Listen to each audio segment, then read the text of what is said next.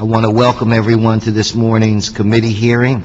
I tried to wait a little while. The weather's bad, and I've got colleagues that haven't made it as of yet, so we do not have a quorum. So any action that is taken prior to two other members coming to this committee will be deemed a communique from the chair.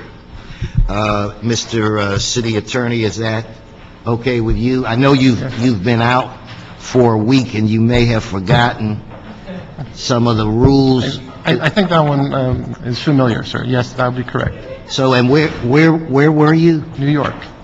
I didn't hear you. New York. The city of New York? Yes. For how long? About 9 days. You were there for 9 days. About that. You were on vacation? Yes. What'd you do? Hung out. Saw family. Your whole family? Most of it. So some of them didn't behave, so you didn't take them on the trip? No, they were there. Then I'm confused. You're speaking legalese. Somewhere slightly out of town. And when did you return? Sunday. Are you deposing him? Yes, I am. But he hasn't sworn me in, so this is not under oath. And are you the reason why the Yankees are down 3-1 to the Texas Rangers?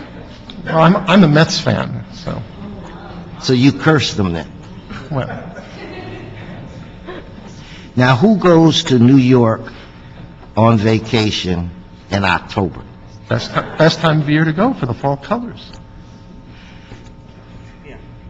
My dad was there at the same time, Your dad was there, remember? but they weren't, not with me. Well, we've been joined by Miss Perry, and Let's get to work. we will talk about your vacation a little later. Okay, again, we're joined by Council Member Jan Perry. Jan, it's good to see you, and it was good to see you Monday at the Marathon Yes. event.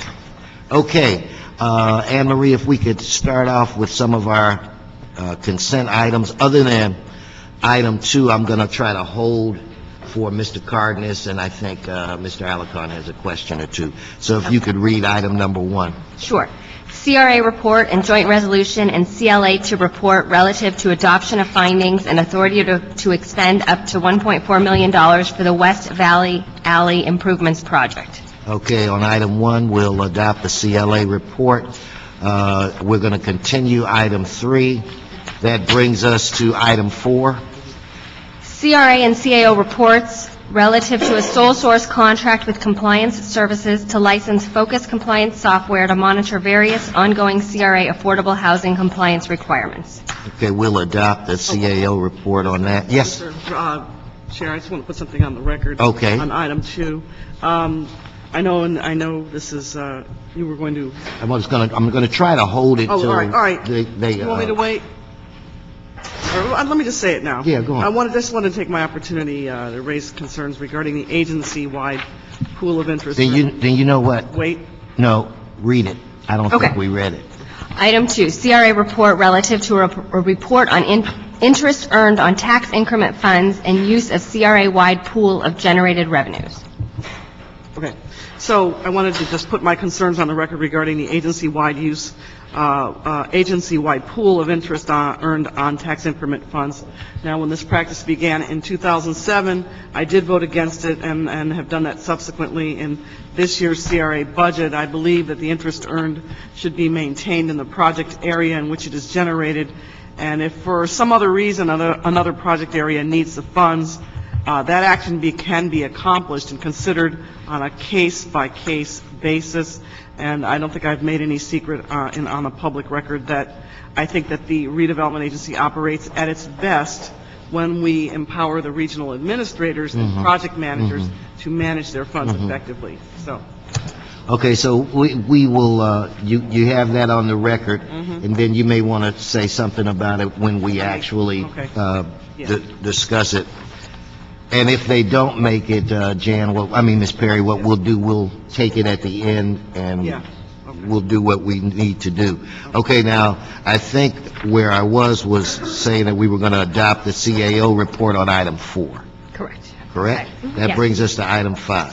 Item 5, CRA and CLA reports relative to a memorandum of understanding with the San Pedro Chamber of Commerce to provide a grant not to exceed $400,000 to implement the Arts, Culture, and Entertainment District Plan for downtown San Pedro with the Beacon Street and Pacific Corridor redevelopment project areas. Okay, we'll adopt the CLA report. Item 6. CRA report and joint resolution and CAO report relative to adoption of findings and authority to expend up to $250,000 for cultural medallions and gateway markers located within the Little Tokyo redevelopment project area. And that, actually, the CAO report on that is for items 6 and 7. So shall I read? Yeah, item read 7 as well. CRA report and joint resolution and CAO report relative to adoption of findings and authority to expend up to $100,000 for cultural medallions and gateway markers located within the Central Industrial Redevelopment Project area. Okay, so then on both of those items, we'll adopt the CAO report. Bringing us to item 8. Los Angeles Housing Department report and CAO report relative to a request to amend contracts with Gold Coast Appraisals, Inc. and Orange Coast Title Company for extension of time and additional funding. Amendments will add 15 months to each contract for a total of 24 months and increase funding for each contract in the amount of $20,000 and $58,600 respectively. Okay, we'll adopt the CAO report. And that brings us to item 9. Item 9, CDD report and resolution relative to authorization of a $10 million tax-exempt financing by the California Municipal Finance Authority for the benefit of the Oakwood School. And regarding that item, a notice of the TEFRA hearing regarding California Municipal Finance Authority's intention to issue the revenue obligations was published on September 21st, 2010, and a hearing was held on October 7th, 2010. No public comments were received at the hearing. Okay, so we'll adopt that report and resolution. And don't we have an amendment from the That CAO? was what I added right now. Okay. All right. Then the items, all of these items, Mr. City Attorney, will be deemed communique from the chair until we have a quorum. Did you fly or did you drive? Blue. How many members of your family flew? He's deposing you again. I know. You don't have to answer that question. You should raise an objection. Do I need to consult with the council? Yeah, you need to go off the record and talk to your lawyer out in the hallway. Okay. I was just myself, sir. I'm just trying to get good information about, I'm working my way to what was your diet like on the 9 days? Did you go to a lot of delis and Italian I restaurants? did try pizza-flavored ice cream. Ew. Really? Yes. What did it taste like? Like pizza. Was it good? Really? Yes. A place that I saw on the Would- Travel Channel. Would you try it again? Yes. Okay. That's All good. right. That's scary. Okay, now that we're back on the West Coast, we left New York, we have item 10, and I think I have 3 people that want to make a comment on item 10. Ms. Sauer, if you could please read item 10. That is a presentation by the Housing Authority of the City of Los Angeles on the 2011 agency plan. And are you satisfied that I made him turn red? I mean, because I was accused, Ms. Perry, by Ms. Sauer, when she was on vacation, that I was more difficult, harder on her than I was No, I the think- last I think time it's a that draw. Neil. I think it's a draw. So she, in the interest of, His lumps, it works out. so are you satisfied? Can I leave him alone so that his regular skin color can return? Sure. Okay. Pamela Jen, I think, Deborah Burton, and Ann Lanier, or Lenore, please come forward. Yeah, let's get that.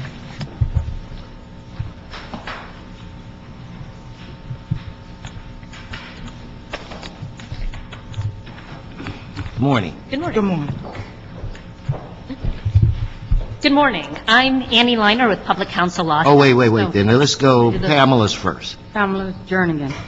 Good morning. My name is Pam Jernigan, and I'm a Section 8 tenant. I'm also a member of LA CAN. I've been a Section 8 tenant for about the last 3 years. Without Section 8, I would likely still be homeless and definitely could not afford my apartment in South LA. As part of LA Can, I got involved in the Hacka agency plan process. I wanted to be sure that Hacka did not continue to enact strict measures to prevent people from obtaining Section 8. Homeless people and other people in great need of Section 8 should not be overly penalized for evictions, nonviolent offenses, and other things often beyond our control. I also stand in solidarity with the hundreds of public housing tenants who oppose the disposition plans. But I was not allowed to include my voice in the agency plan process. I attended the public hearing in August and submitted my public comment card. My card was never called. Although there were hundreds of people there, public comment for the entire agency plan was limited to 1 hour. This was the only public hearing held. I got there early and therefore was one of the lucky ones who actually got inside the hearing room. Dozens of other people were kept out of the hearing altogether. I plan to return to the Hacka Commission hearing for the final approval and testify then. But Hacka changed the time of the hearing from 9 a.m. to 8 a.m. on a Friday afternoon before a Monday morning hearing. Since I happened to be in the LA Can office, I found out about this change. For hundreds of public housing tenants traveling by rented buses, there was no way to communicate to everyone the time change. I testified at this hearing about the last-minute time change and asked the Commission to postpone the agency plan for 1 hour. My request was refused. This is not the way to hold a public process. The committee should investigate and demand a full public process before these important policy changes are put into place. Thank you. Thank you. Deborah Burton. Good morning. My name is Debra Ferdinand, and I'm a member of LA Can. As a former public housing resident, I know firsthand the value public housing has in our city and how it helps families and individuals keep a stable home. For the past year, I have been organizing in Pueblo del Rio. The Human Rights to Housing Collective now has 7 members in LA public housing developments, all of whom oppose the current plans to dispose of public housing. Myself and many other tenants testified at the Hacka hearing and opposed the plan to convert public housing to Section 8. Not one tenant testified in support of these plans.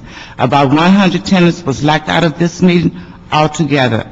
Although it was the only public hearing held on these huge policy changes, the meeting where the plan was approved happened without any tenant input because of the time of the hearing announced 1 month prior was changed on Friday afternoon before a Monday morning hearing. The changes was posted in the front door of the Hacka office. They said this fulfilled the Brown Act. Hacka did not hold additional hearing as requested by many who made it inside the first hearing. Hacka did not make any change to the disposition in response to public outcry. They continued to lead tenants with written presentations saying that there was no chances of displacement and no negative impact to tenants. The reality is, which they only admitted verbally at one hearing, Hacka needs numerous waivers granted from HUD to protect our tenants and tenants' rights. They don't have them. This plan should not move forward prior to getting the needed waivers. This plan should not move forward without a full public process. Hacka should not be allowed to hold critical public hearing without broad outreach about the correct time and place of the meeting. We ask this committee to investigate and intervene. Thank you. Good morning. I'm Annie Liner with Public Counsel Law Center, and I'm also here representing United Homeless Healthcare Partners, a network of homeless healthcare service providers and advocates in LA County. I'm here to comment on Section 8 eligibility rules in Hacka's administrative plan. Specifically, the proposed eligibility standards are much stricter than that which is required by HUD and will have the unintended effect of making permanent supportive housing the most effective strategy for housing people who are chronically homeless, out of reach for our city's most vulnerable residents. For example, Hacka imposes a 5-year ban for 1 prior eviction from federally assisted housing and a lifetime ban for 2 evictions. HUD regulations do not require any ban. These bans are simply unreasonable and do not reflect the realities of the chronically homeless population that the city is trying to serve. A prospective tenant may have a previous eviction because he or she did not have access to the on-site services that would have enabled him or her to succeed. In addition, Hacka's 5-year ban for criminal activity, surpassing the HUD minimum, is also unnecessarily punitive and makes it harder for the chronically homeless to access the services and housing they need. If the City of LA is committed to ending homelessness and must ensure that the population most in need of housing stability, the chronically homeless with disabilities, has access to permanent supportive housing. Instead, Hacka eligibility rules screen out rather than screen in these people. Consequently, the city's permanent supportive housing is unable to reach those who need it the most and who end up costing the city the most in public services when they are left out on the street. We have requested that Hacka amend their plan to conform to the HUD minimums and to not apply the exclusionary periods to applicants seeking vouchers and homeless assistance programs. Our suggestions have been outlined in a chart which had been distributed to you. We ask for the committee's support in our effort. Thank you. Thank you. Now, if the representatives from the Housing Authority could come forward. Mr. Chair, I have a bunch of questions, sir. Okay. I got a feeling there will be questions. Yeah. Mr. Brown. Good morning. How are you, Mr. Brown? Good.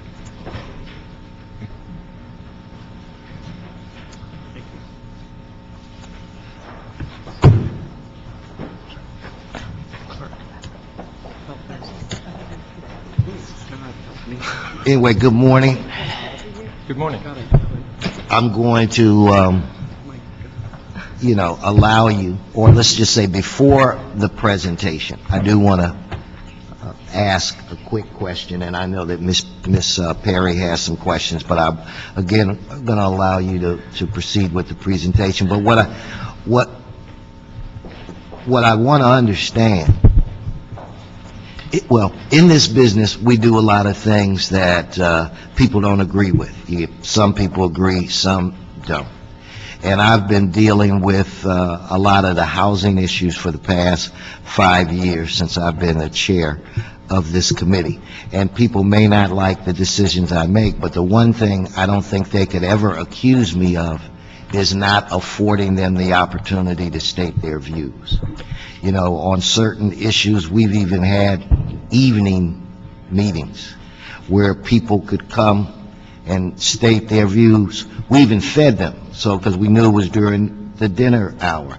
At the end of the day, they could say, oh, I didn't like what he did, I didn't like what he said, but he let me say my piece.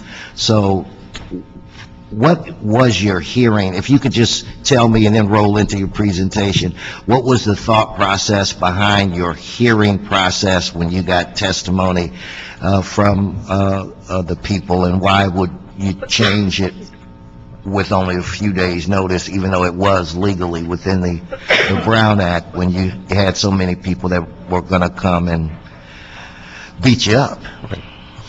Good morning. My name is John King. I'm the Director of Policy and Planning for the Housing Authority of the City of Los Angeles. And to answer your question, so there's two things. I think there are two issues that kind of gotten confused. So one is, as a part of the agency plan requirement from HUD, we are required to hold a public hearing. Leading up to the public hearing, we're required to have one resident leadership meeting. The Housing Authority exceeds this minimum requirement, and we conducted about 33 meetings this year related to the agency plan. We had a meeting at each site. We had a couple of meetings at our offices with joint resident and advocate meetings. And then after the public hearing process, we held additional meetings at some of the sites who had some concerns. So there's two things. So the public hearing was held at the Los Angeles Convention Center on August 12th.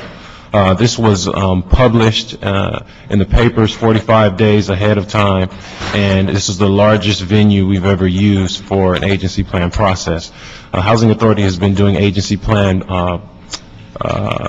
presentations and hearings since 2000. Since that time, this is the largest venue. We've normally held it at either our offices or one of the public housing sites.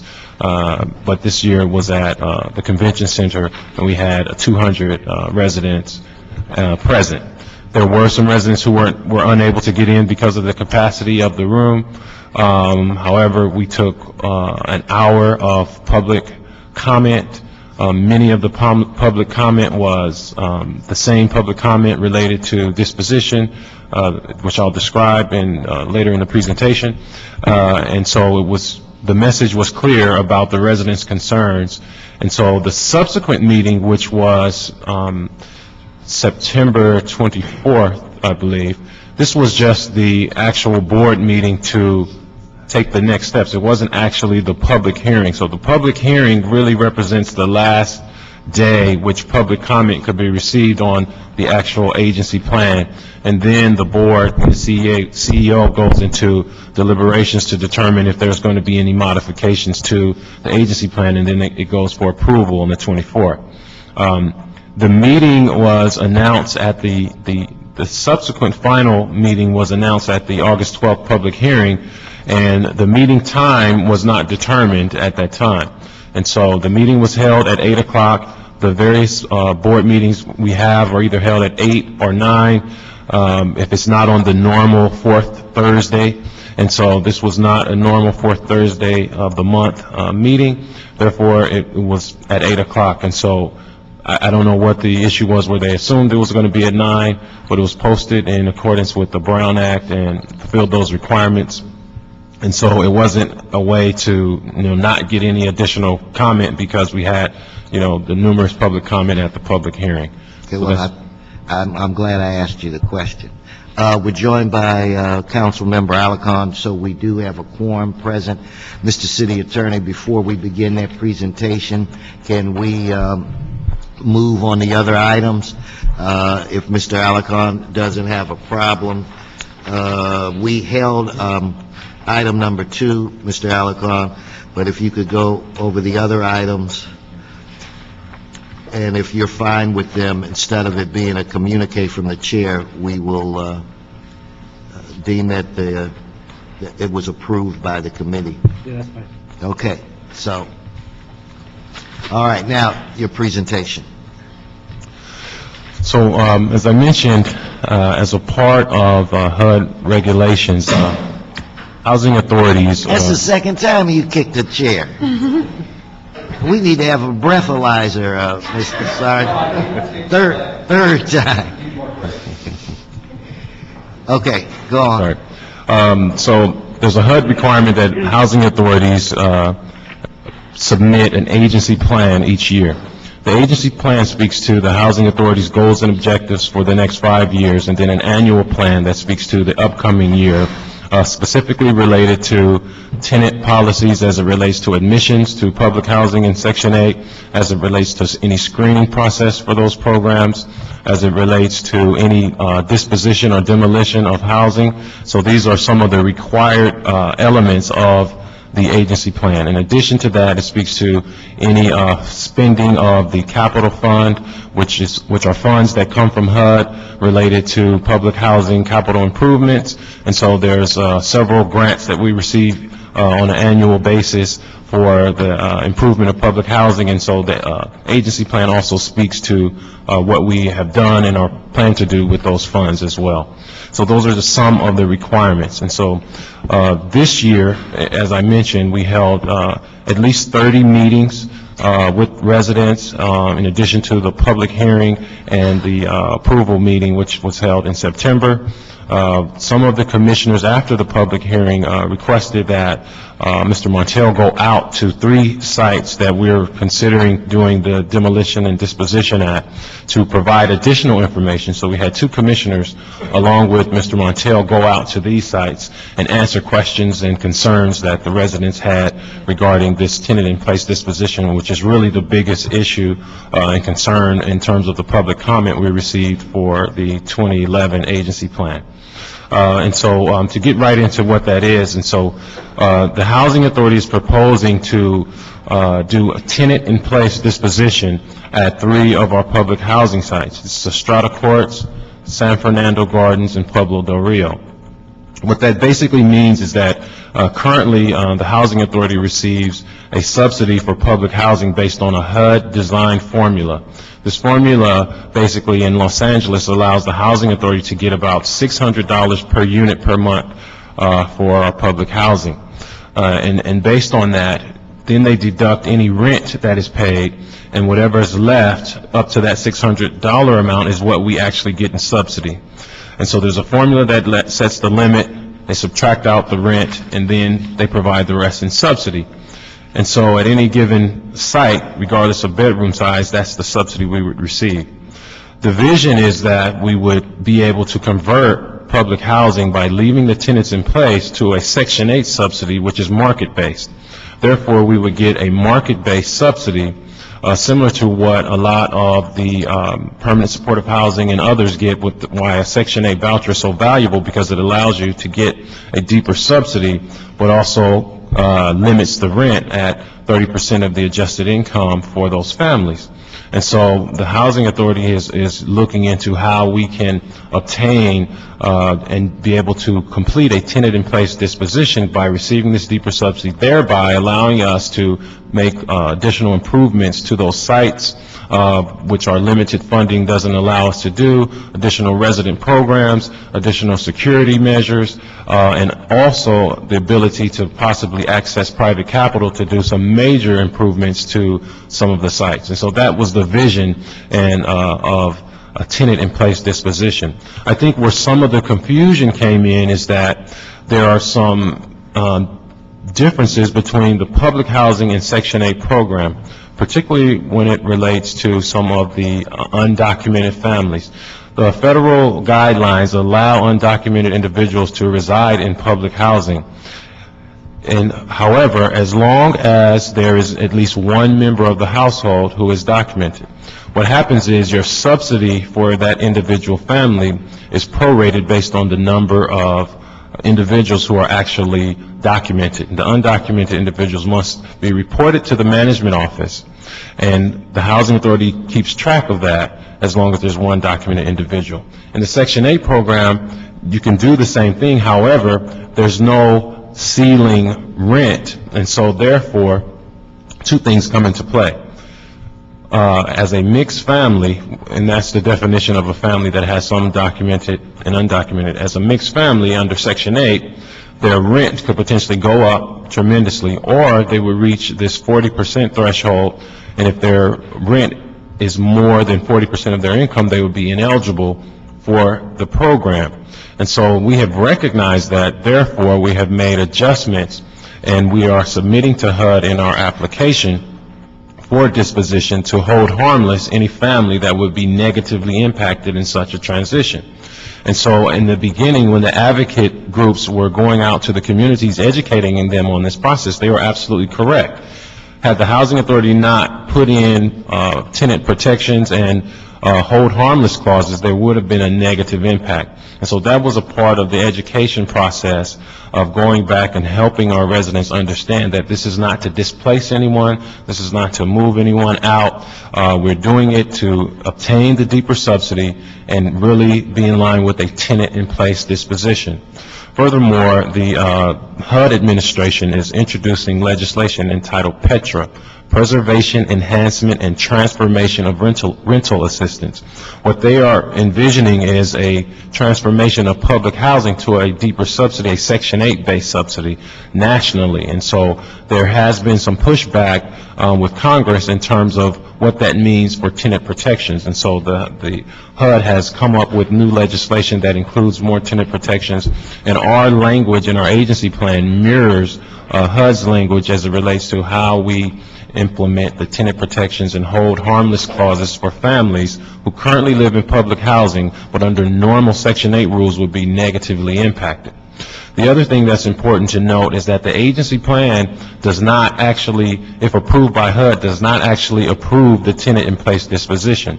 There's another application that would have to be submitted in 2011 to another arm of HUD, which is the Special Application Center based out of Chicago, that would actually then approve the actual tenant-in-place disposition applications. So that's another thing that where the residents are thinking that because this is in the agency plan, if HUD approves it, then therefore the tenant-in-place disposition is approved, which is not the case.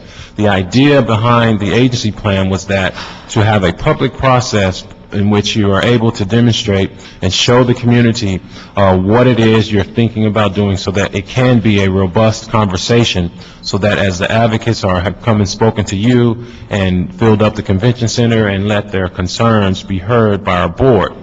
But even with that, I think as the board understands the tenant protection that we are implementing and requesting through this application, they felt confident to move forward because there would be no displacement of families, there will be no, individuals from a family composition that would have to be removed, and then they saw the benefits of receiving that market-based subsidy that would allow us to make improvements at the site.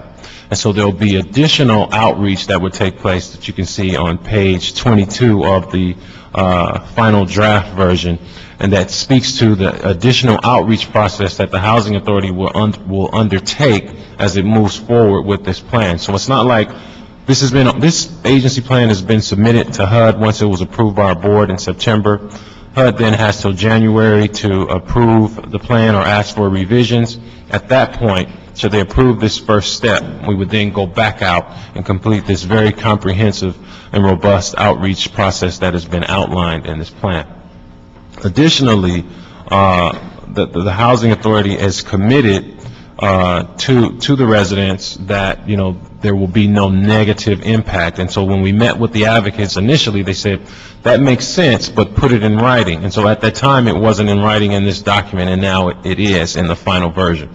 And so there are several iterations of the document that go through before it's approved. And so there's an initial one that goes out to let everyone know what we're proposing. Once we have the public hearing, there's another draft, which is the final draft, which contains revisions based on public comment. It also, in one of the documents, says response to comments. So all the comments that we received at the various meetings at the public housing sites, at the convention center public hearing, there's a response to those here, and it speaks to how we plan to address all the concerns that the residents have. Peter Lynn, our Section 8 Director, is here to speak about some of the Section 8 revisions and some of the comments as it relates to the look-back period from 3 to 5 years in our agency plan. So why is Eric here? What are you going to speak to, Eric? Whatever you'd like for me to, Councilman. So he's just here. All right. Before we go to you, what I'm hearing, there are a lot of things that you believe, or there is a lot of concerns that you believe that you have addressed. Correct. But you haven't had a subsequent meeting, let's say, with some of the leadership of the advocates to go through what's in these documents yet? Not fully. We have met with some of the residents once we made some of these changes. It may not be a bad idea to sit down with them and kind of walk through everything and show them, if you say it's in writing, that it is writing or what have you. I would recommend that you do that. Yes, you're up. Good morning. So I'm Peter Lynn. I'm the director of the Section 8 program, and I'm happy to speak to some of the concerns with regard to Section 8 eligibility rules that were raised. We did not modify that portion of the administrative plan in this agency plan process. So the changes that are under discussion were taken in the previous process. We expanded the scope of certain look-back periods for criminal activity from 3 to 5 years. So for drug sales and trafficking, it went from 3 to 5 years. For violent criminal activity, it went from 3 to 5 years. And for evictions from federally assisted housing, it went from 3 to 5 years in the previous plan. We did receive a robust set of comments and recommendations that we rescind those changes in this agency plan process. And in response to that, what the agency has done is to convene a regional meeting of other housing authorities, including the County Housing Authority, a number of homeless service providers, advocacy agencies, and folks who deal directly with the population that we serve, as well as the Los Angeles Homeless Services Authority, and that meeting is going to be held on the 9th, to look at these policies and what might constitute a barrier to entry into the program, particularly for the supportive housing programs and serving the homeless, so that we can, on a regional basis, address these policies and make these modifications. We typically modify the Section 8 administrative plan in the agency plan process because it's more efficient to do those all at the same time. It does not have to be the case. So we can, after taking the input from this meeting, we can make modifications to the Section 8 administrative plan to align them better to serve the populations at need if that's the result of the process. Okay, thank you. I think Ms. Perry had a series of questions. Yeah, and I'd like to go through my questions, and then we can go back through, because it's sort of mixed in with some comments I want to make for the record. And I think many of you already know the City Council has no formal oversight over the Housing Authority of the City of Los Angeles, but 1 year ago, I introduced a motion asking the Chief Legislative Analyst to research oversight options, and that report should be coming to the committee very shortly. I think it's important to note that Hacka is a critical partner in addressing the severe shortage of affordable housing options. So I think it's important for the council to be engaged in policy decisions with Hacka, and I'm very, very hopeful that one day council will have a formal oversight role. But until that day, these status reports like today are a good start to provide a forum to discuss issues. Now, I have concerns about Hackla's 2011 agency plan, and I just want to put a few issues out there, and then we'll go back over them so we can do it one by one.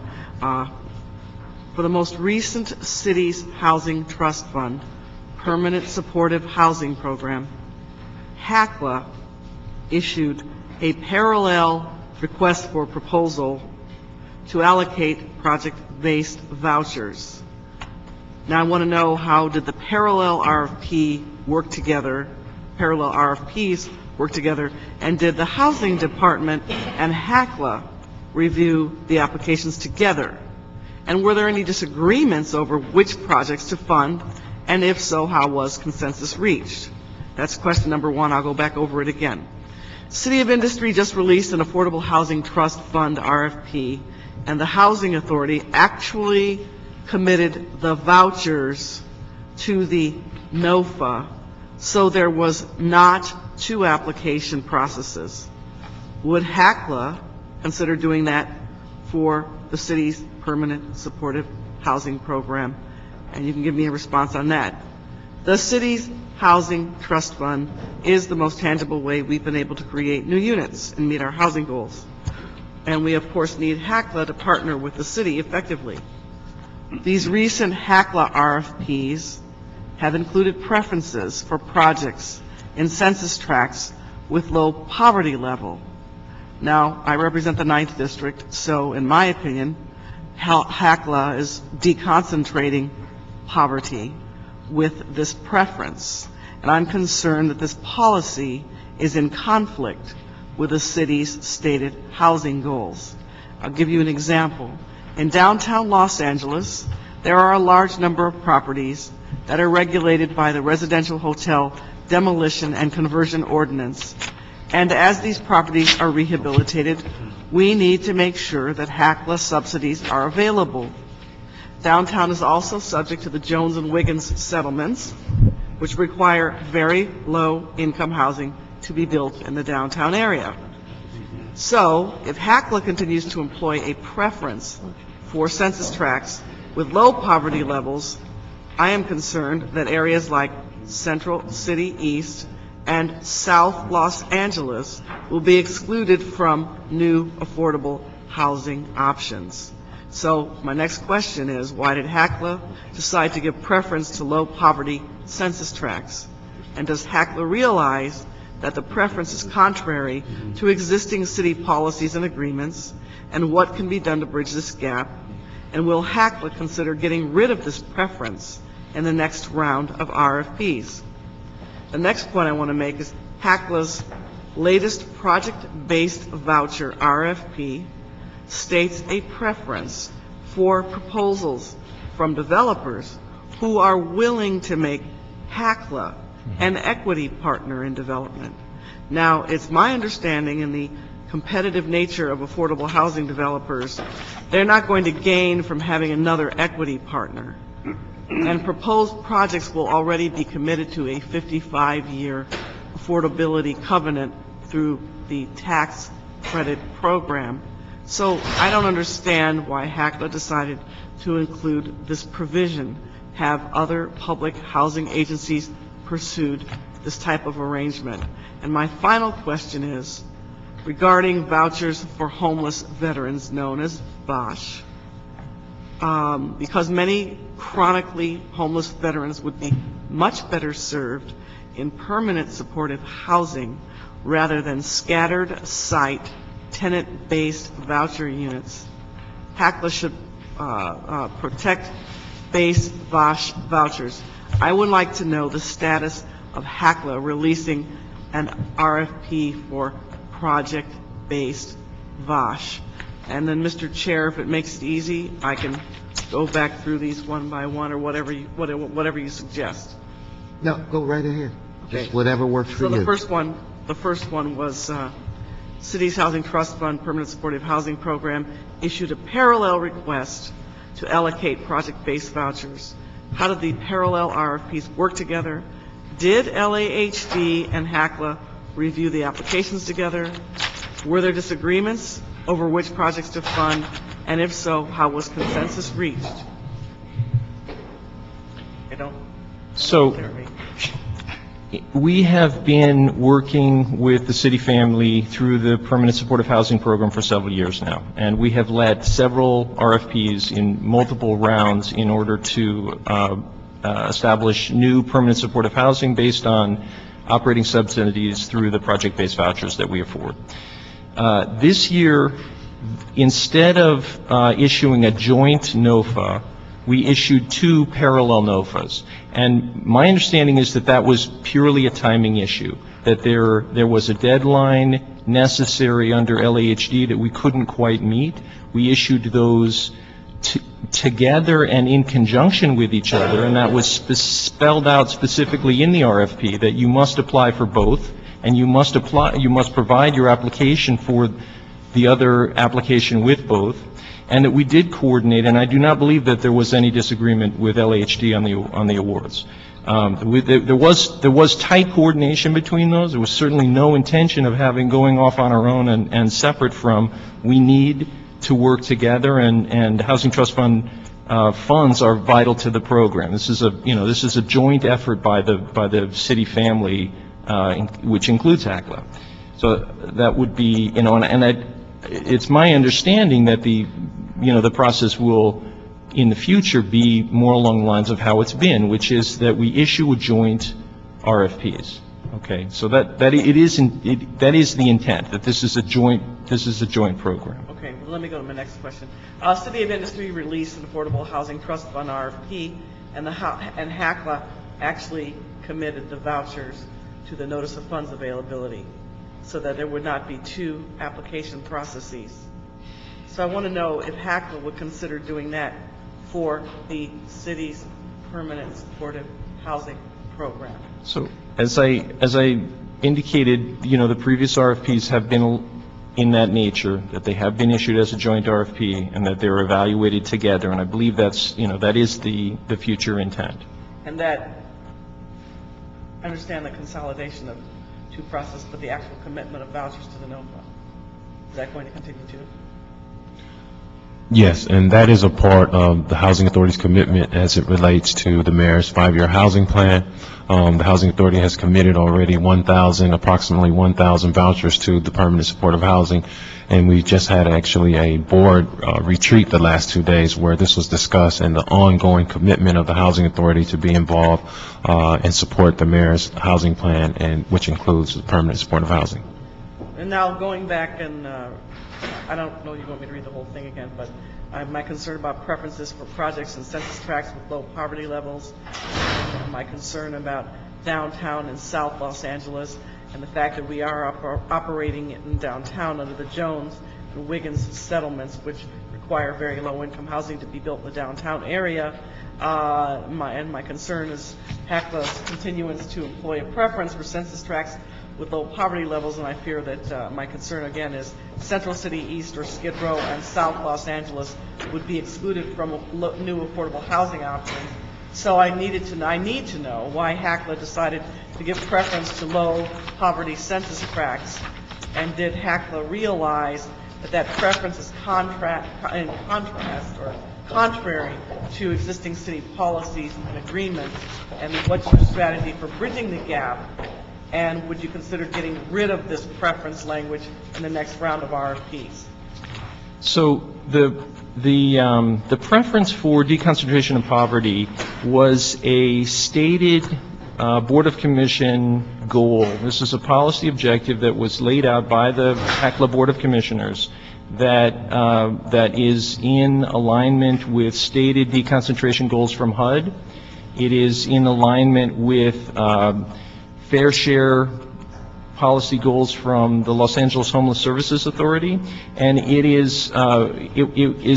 was a policy directive laid out by the Board of Commissioners. They indicated that they wanted to offer the a preference or a modest share of consideration in the RFP process for those that were going to be built in low poverty census tracts, or however one might define. That seemed to be the easiest way to look at it, to take census tracts that were below the city average of poverty. But the objective was to work toward deconcentration of poverty. This, I think, in effect, the absolute weighting of that one preference against all of the other factors that go into the RFP is not the deciding factor. However, it is a stated policy objective of the Board of Commissioners to encourage development of permanent supportive housing and affordable housing in areas that are not so concentrated. So are you going to continue this language, or are you going to examine it with respect to unintended consequences and see what results it has produced and whether or not my concerns are valid? Yes. I think that's exactly what's going to happen, and I think that as a part of the discussion yesterday was that to look at all the policies and to have, it doesn't necessarily mean that something may or may not change, but it is a way to examine what we're doing as an agency and its effects on the larger city. I think the other policy that relates to this is the idea of serving families. And one of the things our chairperson stated this week was that as we're looking at having a policy focused on families which are experiencing homelessness, that mixing some of those families with in certain areas is not conducive to the improvement that we would like to see with these families as well. So I think those two they're correlated, but we will continue to explore that. But at this point, the board has made clear that is their policy direction, is to deconcentrate and to focus on families. All right, that one I'm gonna continue to pursue now. But hold on one second, Ms. Perry. So Ms. Perry has a good suggestion. What happens? I mean, did you guys go back and say, hey, this was suggested? I mean, did you give that data to your board? Yes, and so we'll be giving our board a full report on this. There's also communication, as Mr. Brown has been hired to assist us with the communication with the city council members. That this information is consistently taken to our CEO and our board, and so that is part of the vision. See, I would be curious as to the response of the board. Once, you guys go back and say, we met with the council, these were some of the concerns that were raised, and then come back and let us know what they said. And before I turn it back over to you, Ms. Perry, we've just been joined by Council Member Cardenas. Back to you. Thanks, Mr. Chair, and I'm going to follow up on that, and maybe I'll do a motion so we can break this issue out and have a specific conversation on this particular issue. I just got two more. You should. Yeah, and this is a big deal. Yeah. I just have two more questions I want to have you answer. And the next one is on the preference for proposals from developers who are willing to make Hacla an equity partner in development. I wanted to know why Hacla decided to include this preference language, and whether other public housing agencies have pursued similar arrangements. So it's my understanding that the objective of this was basically to ensure, well, 55 years does sound like a long time. It is not perpetuity. It is, so the objective was to ensure that at the end of this process, generations from now, that we had the ability to take these properties back to Hacka and that they would not revert to market, they would not leave affordability, so that we would hang on to these as affordable properties on into the future, in essentially perpetuity. That was the primary objective, was to ensure that we had a continuing stake in this property and could maintain, could ensure that it was affordable on into the future. Then my final question regarding vouchers, and again, this goes to Vash. Yes. I made the point about feeling, my belief is permanent supportive housing is a much better situation for homeless veterans than scattered site, tenant-based voucher units. So I want to know what the status is of Hacka releasing an RFP for the project-based VASH. Okay, so the Housing Authority has received allocations of VASH vouchers through this program. The VASH vouchers that have been allocated are tenant-based, and there is a tension within looking at this between the need to house homeless veterans immediately, which is, if they're queued up and ready to be housed, you can do that very, very quickly with a tenant-based voucher, whereas if you carve off vouchers for project basing, there is a project cycle. It takes years to get those into readiness. In addition, there has been a tension with regard to the metrics by which the Veterans Administration, the Veterans Affairs Department in particular, is measured on the utilization of vouchers. They do not get credit for vouchers held aside for project basing. So that's not a used voucher in their metric, and they have been reluctant to sit down and commit vouchers for that reason. However, the federal HUD has just released a NOFA nationwide allocating vouchers, 500 vouchers, I believe, 50 per public housing agency that applies, for project-based VASH. We will be aggressively pursuing that NOFA. 50 is not necessarily enough to cover projects of the kind and the size that we would have, but we could probably augment them with some number of vouchers of our own. But we have not committed tenant-based vouchers to project basing basically for those reasons. However, if we are successful and allocated a project-based vouchers for VASH, we would of course let an RFP and probably augment that with tenant-based vouchers of our own in order to ensure it had the proper size.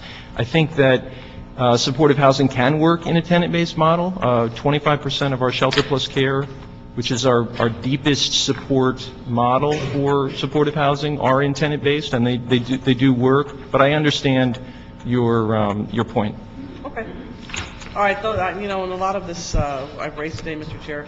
Again, I will follow up with separate motions, and so we can go into greater depth and put it on the record so that Fair enough. we can get a response back. Fair enough. Now, just a quick question. Where related to, you said 50 vouchers per housing authority? That's correct. So 500 in total, but no housing authority could apply for or receive more than 50 per. Is this the United States? That's correct. This is going to be fiercely competitive. That just seems a little weird in the sense that we have the largest population of veterans in the state of California, probably LA County, and so it just doesn't seem fair to me. I was just curious as how they came up with the number 50.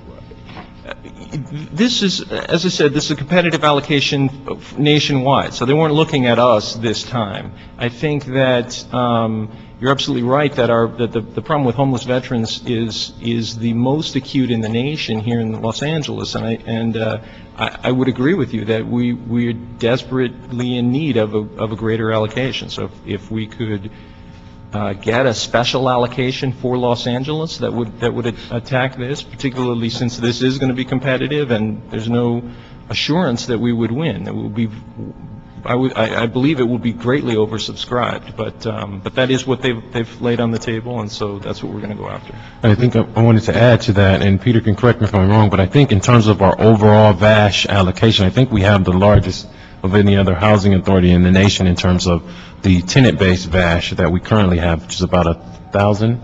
It's 1,145. So we were just awarded another. Our first allocation was 840, and that was out of 10,000. So we did receive a disproportionate share to Los Angeles, and I think that's in recognition of exactly what you're Are expressing. you talking about L.A. County or L.A. City? That was L.A. City. L.A. County, in addition, received 280 vouchers. I believe 280 in that first round. I think Mr. Cardenas, and then Richard, did you want to? So, Mr. Cardenas. Now, you're saying between L.A. County and L.A. City, how many vouchers were allocated? I believe that the county has, this is County Housing Authority itself, not other authorities within the county, 550, and we have 1,145. That includes 200 that we just got this summer. No, but you were just talking about a particular round where you said So round 800 one- and some for the city, 200 and some for the county. That's correct. And how many total in that round?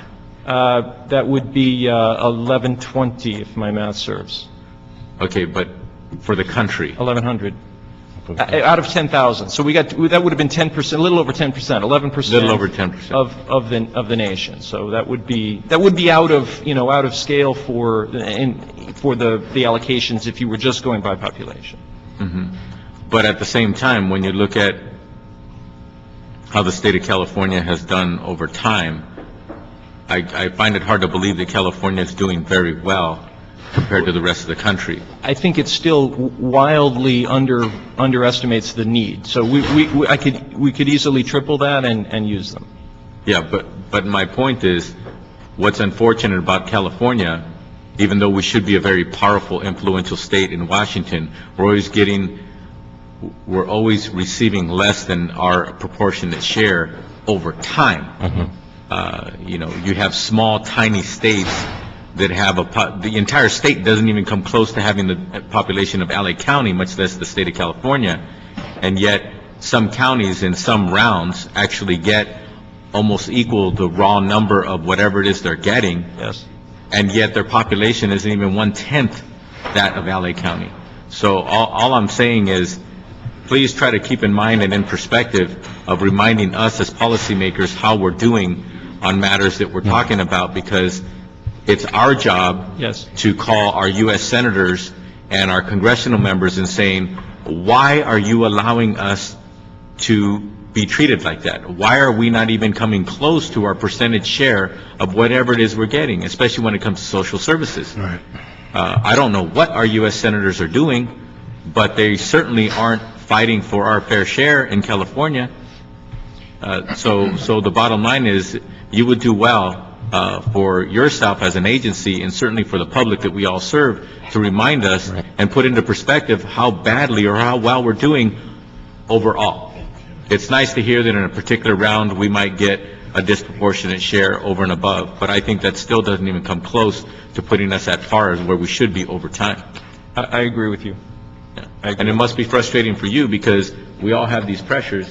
We have millions upon millions upon millions of people to serve, and we have, in some cases, hundreds of thousands or tens of thousands of people to serve, and then we get an allocation of a few hundred. That's So it just goes to show that we're not even close to serving the populace that our country's supposed to serve in a particular category. In this particular case, we're talking about veterans specifically, and as the chairman said, we have a disproportionate share of veterans who live in Southern California, who live in LA County and LA City. And it would be a shame for us to say, well, why don't you go elsewhere? I never want to say that. I would never say that. But when Virginia and Rhode Island get about the same allotment as we do, and their population is 1/10 of ours as a county or a city, it's something that we have to remind ourselves about how badly we're doing when it comes to allocations. Allocations are not your fault. Right. Allocations are done at the legislative level, correct? They're legislatively, and then they give the departments the funds, and then the departments decide how to disseminate. That's correct. So these are decisions between Veterans Affairs and HUD. And that happens in LA County, or that happens in Washington? That happens in DC? Washington. Yeah, that's my point. Right. It's done at a policy level basis at the highest levels of the department, which is dictated by what the legislators decide they want to see happen. And then the administration, as in the President of the United States, correct? I believe so. Okay, thank you. Sorry. No, and Mr. Cardenas is right. I remember, I think the three of us were in Sacramento when we passed legislation. In fact, it was my legislation where we were going to build veteran homes throughout the state of California, and we were successful. And the biggest one is being built here in Los Angeles. And we basically went to Washington and lobbied, I mean, because they know they do us wrong, and you just have to stay in their face. So anyway, we got the allocation that we needed, and now all of those sites are being built. Mr. Alicorn. Thank you, Mr. Chair. Mr. King, you referred to HUD having legislation, and that the application was being written in the context of that legislation. Yeah, Can you explain, because I didn't know HUD has legislation. So what happens from time to time, HUD will put out a legislative proposal related to a policy direction they want to go in. Petra, that I spoke of, is the latest. Okay, so Petra, so it's not a guideline, so we don't know that we don't know that it will pass. Right. But your application is made as if it were going to pass. No, not necessarily. So what happens is Please explain that whole. so we have the authority under the existing law to do a tenant-in-place disposition. The fact that I mentioned that was just to demonstrate that our alignment with the federal administration as it relates to the direction they feel like public housing should go in. Okay, so you were specifically speaking to guarantees of protections to the tenants when you made that comment. So what you're saying is that you are aligning yourself with the federal administration, notwithstanding the fact the legislation has not been passed.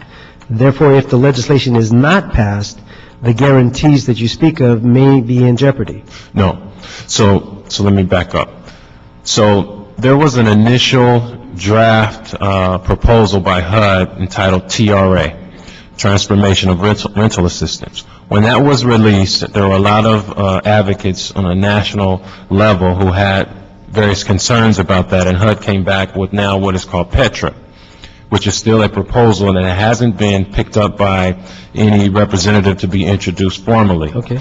So It hasn't even been introduced to right. Congress. So we understand that.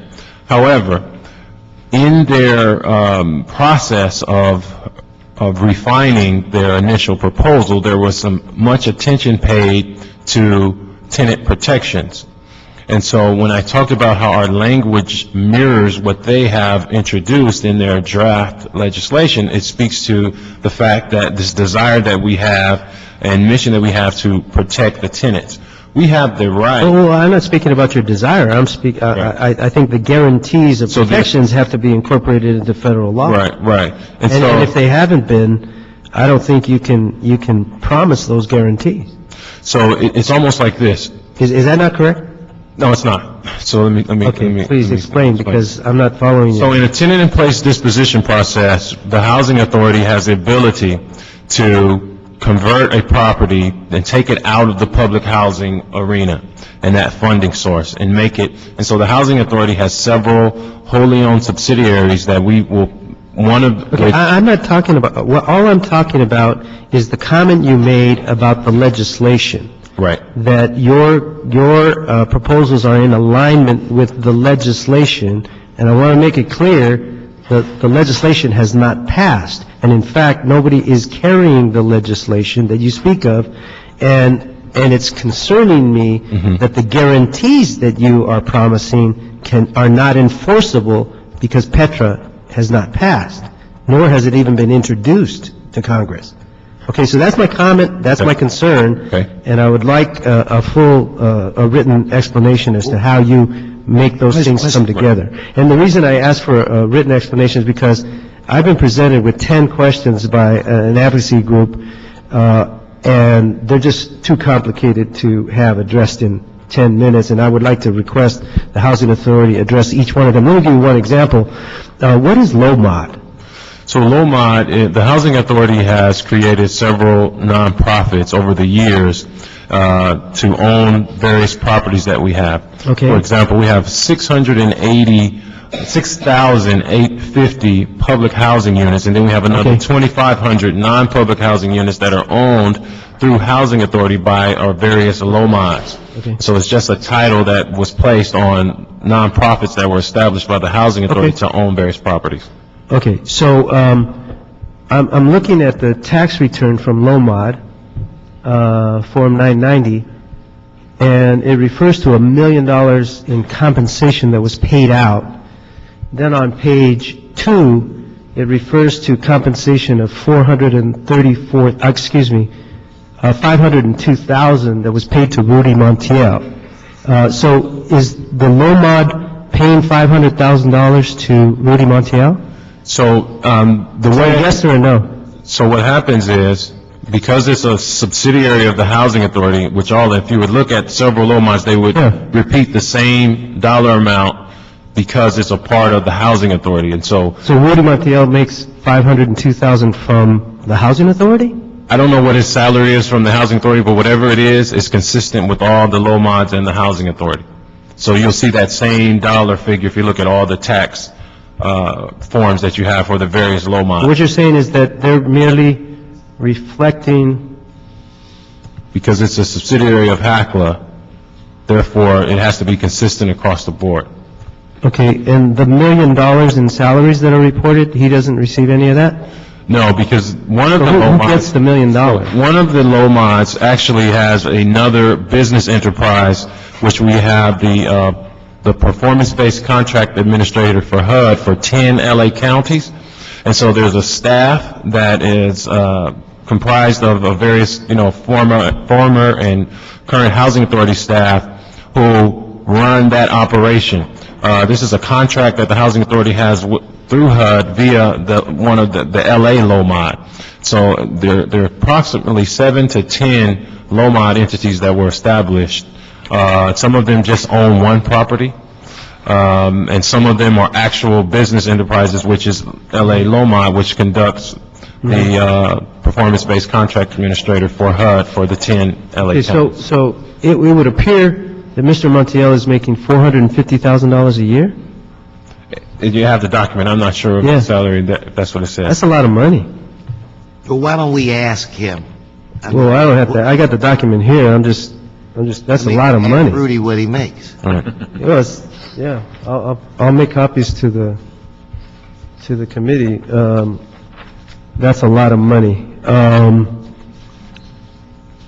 Now, the agency experienced quite a bit of trauma in the last 10 years related to allegations of corruption, and I believe some convictions related to corruption. This is a dramatic change in a short period of time from when that occurred. In fact, many of the employees that were employed at that time are still employed in the agency. And I'm just curious about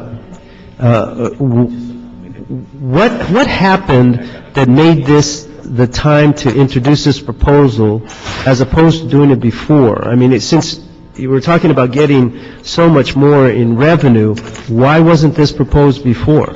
Actually, it was. This is actually the second round of tenant-in-place disposition. The first one was done in 2008 with some senior sites and some scattered public housing that was successfully done, 651 units. And so now, as we've continued to analyze the effects of this, we felt like it was a good opportunity to take it to another level with the 3 sites. So this is not the first time. And as a matter of fact, if you look in our agency plan for the last several years, the Housing Authority has put in there that we were consider doing a tenant-in-place disposition for all of the sites of public housing if it could be done in such a way where it would not negatively impact the residents. Again, the document speaks to potential actions that the Housing Authority will take and not necessarily that we have to undertake if it's in the document. Okay. These are, let me, Mr. Chair, let me just read one of these questions so you get a sense of why I don't want to take the time of this committee. It says, in order to convert public housing to Section 8 housing, as you are proposing in your 2011 agency plan, HUD's regulations appear to require that you be a high performer or moving to work housing authority. Hacka currently doesn't have that designation. Please explain why you believe you have standing to perform this conversion. We actually do have, we're high performer in both public housing and Section 8 for the first time in the history of the agency. So that's some misinformation that you have. Okay, so I have 10 of these questions. I don't want to... This is what we do. What you do... what I would do is... submit them to the... If I can submit them to Andrew? No, I'd take make sure we all get copies of the questions. No, but let me... I would give the questions to them. Oh, yeah. And let's ask them to come back and report. I have to clean them up because there's like secret notes to me that they put in here that... Okay, then let me put... You better hope. Sennheiser's going to want a copy right now. Look, there. I don't mind giving him a copy. He wants a copy with Let me alert you that Mr. Alicon is going to take some time to just white out some of this stuff. And we're going to submit. But the questions I think are legitimate, and certainly for council members, I think it's important for us to understand. And you may have answers to every single one of them. And I I agree. do want to ask one final question about Lomond. Are you saying that the Director of Housing, Mr. Montiel, is on the board of directors of all of these nonprofit corporations? Right. Is he the chairman? I think it depends on which one. He's officer of each one. He's an officer of each Lomond, not necessarily. Okay, explain the difference. So, as you have, maybe I'll defer to the city attorney to explain. Great.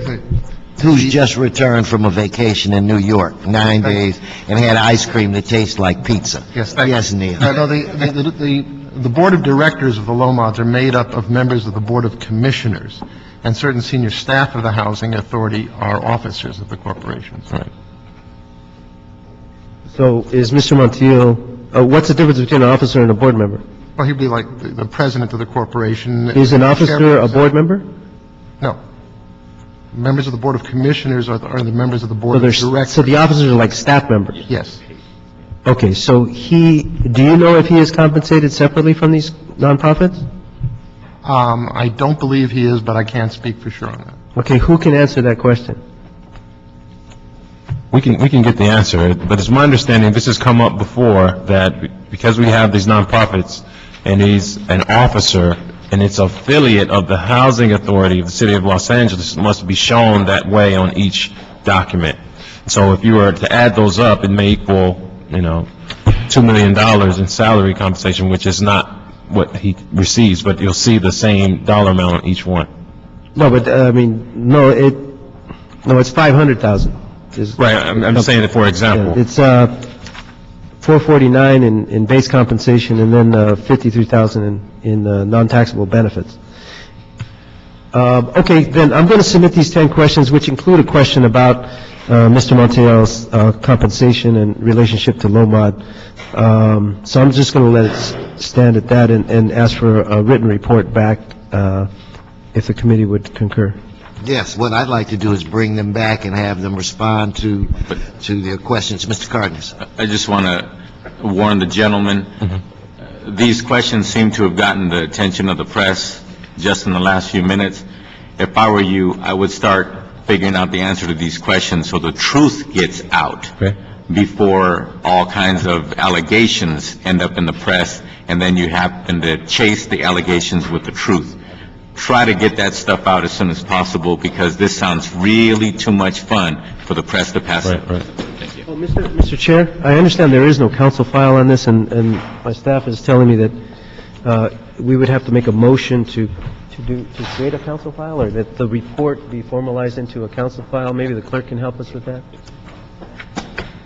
Council member, if there is no open council file on this particular subject, then as a council member, you can introduce the motion to request that information, and you could provide whatever. Can I introduce the motion verbally here? No, it must be made in council. Okay, I'll work with Andrew, and we'll figure that out. Thank you. But we are requesting a written report back on these questions. Thank you. Okay, all right.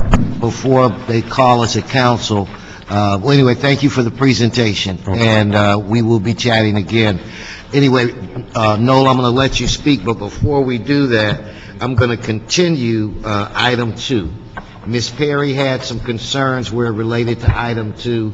Mr. Cardenas is going to submit a letter with a series of questions so that when we hear that item, I'd like for them to be able to respond to the Perry concerns and Cardenas concerns. Thank you. Noel, come forward. We'll give you 2 quick minutes to do both. Well, I'll give you 3 minutes. Yeah, well, you know what, Herb, if you really wanted to get down to council, since it's so important to be there at 10, I'm willing to waive the time, but you know, if not, a couple of quick points. One, going forward, Senate Bill 454, I'm going to talk to Andrew in greater detail about this, because part of their plan, I've been working with the Housing Authority to a certain extent on the Jordan Downs redo to try to basically empower the tenants to be able to buy these buildings in whole or in part. SB 454 is now state law. It was sponsored by the California Apartment Owners Association and Center of Western Law and Poverty people, basically, that gives tenants, again, the right to be able to come together and buy these buildings. Housing Authority, this is really important. It's part of uniting the city, Herb, this whole idea of, and I'll tell you, this is a gem, a Picasso painting. The potential is enormous, and again, I'm going to go over it with Andrew, but the Housing Authority needs to basically also be made to account for how they're going to incorporate this new state law now into its protocol and its process going forward. Secondly, with regard to, again, periodically, I just wanted to alert you, tenants, the Housing Department has, the tenants in conversions have a right to relocation assistance regardless of whether or not the landlord formally terminates the tenancy. The reason is because in conversion situations, they can apply to get land use entitlements to convert their properties and never actually do it. However, the law that you passed in 2007 gave tenants the right to voluntarily terminate their lease, their rent control lease, and get paid. However, the LAHD, again, their notice to the public does not make reference to that, and my request, again, I'll work with Andrew on this, to get LAHD to revise this notice, we did this one time before, to give tenants the accurate information. Thank you, Herb. Thank you. Is there any more business before this committee? No, there's not. This committee's adjourned.